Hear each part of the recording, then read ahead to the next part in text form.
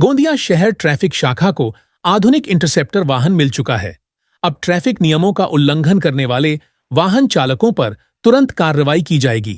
इस वाहन में लगे हाईटेक कैमरे वाहन और नंबर प्लेट की तस्वीरें कैप्चर कर सीधे चालान जनरेट करेंगे। ऐसे में गोंदिया जिले में अब नियम तोड़कर वाहन चलाने वालों को संभल कर चलना होगा। इंटरसेप्टर वाहन बिना हेलमेट, ट्रिपल सीट, ड्राइविंग के दौरान मोबाइल पर बात करना, रॉन्ग वे, रॉन्ग लेन, फैंसी नंबर प्लेट, बिना सीट बेल्ट और ओवर स्पीड जैसे हर प्रकार के नियम उल्लंघन को कैमरे में कैद करेगा। तुरंत फोटो और लोकेशन रिकॉर्ड होकर चालान सीधे वाहन चालक के पास भेज दिया जाएगा। गोंदिया जिले में ऐसे 2 इंटरसेप्टर वाहनों की तैनाती की गई है। एक जिला ट्रैफिक शाखा को और दूसरा शहर ट्रैफिक शाखा को दिया गया है। शहर और आसपास के प्रमुख मार्गों पर ये इंटरसेप्टर वाहन लगातार निगरानी करते नजर आएंगे। आपल्या गोंदिया पोलीस दलाला नुकतेच एक मोबाईल इंटरसेप्टर व्हेकल मिळालं आहे.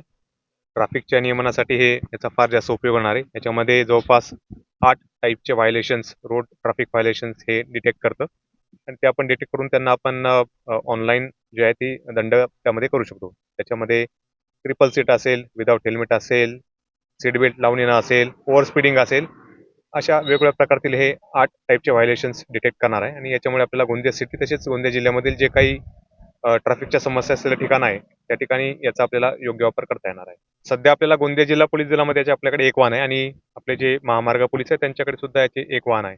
असे दोघं युनिट म्हणून आपले 2 वाहनं जिल्ह्यामध्ये आहे. तर आपण याचा आता ग्रामीण आणि शहर दोन्ही ठिकाणी याचा वापर करणार आहोत. बरोबर आहे, ते तुमचे मोबाईलवर याचे चालान येणार त्यामध्ये तुम्ही ते वाहतूक विभागाकडे भरू शकतात. जर तुम्ही चालान नाही भरले वेळेवर तर ते केसेस कोर्टामध्ये पण आम्ही पाठवतो आणि कोर्टात जाऊन मग त्याचा निपटारा होत असतो. परंतु ते लोकांना सूचना आहे की तुम्ही जर ट्रॅफिक विभागाला त्याचे चालन भरले तर पुढची तुमच्यावर कारवाई होणार नाही. आणि आता यामध्ये ही सिस्टीम मॅन्युअल नाही राहिलेली, ही ऑटोमॅटिक सिस्टीम आहे.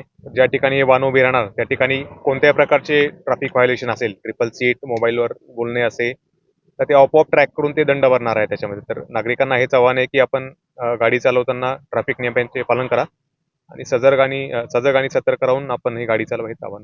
गोंदिया जिल्ह्याचे पोलीस अधीक्षक आदरणीय गोरख भांबरे साहेब, त्याचप्रमाणे अपर पोलीस अधीक्षक अभय डोंगरे साहेब यांच्या प्रयत्नातून आज गोंदिया जिल्ह्याच्या इतिहासात प्रथमच इंटरसेप्टर वाहन हे गोंदिया जिल्हा पोलीस दलाला मिळाले आहे. यापूर्वी सदरचे वाहन हे हायवे पोलीस वाहतूक शाखा यांच्याकडे ते उपलब्ध होतं. आता आपल्या जिल्हा पोलीस दलाला हे प्रथमच वाहन आदरणीय पोलीस अधीक्षक साहेब भांबरे साहेब यांच्या प्रयत्नातून मिळालेलं आहे. तर या वाहनाद्वारे आपण एकूण 8 प्रकारचे दंड, वाहतुकीचे नियम मोडणारे स्मरणा करू शकतो. त्यातमध्ये आहेत जसं no helmet, triple seat, wrong way, wrong lane, seat belt, अशा विविध 8 प्रकारचे आणि स्पीड व्हायोलेशन महत्त्वाचा त्यात फाईनचा जो प्रकार आहे तो स्पीड व्हायोलेशन आहे.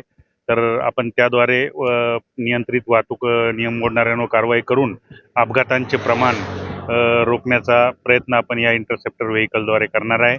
संपूर्ण जिल्हाभर हे वाहन फिरून आपण स्पीड व्हायोलेशन, त्याचप्रमाणे जे 8 प्रकारचे फाईन आहेत यावर कारवाई करणार आहे आणि त्यामुळे आपल्याला अपघातावर नियंत्रण करण्यासाठी नक्कीच मदत होणार आहे.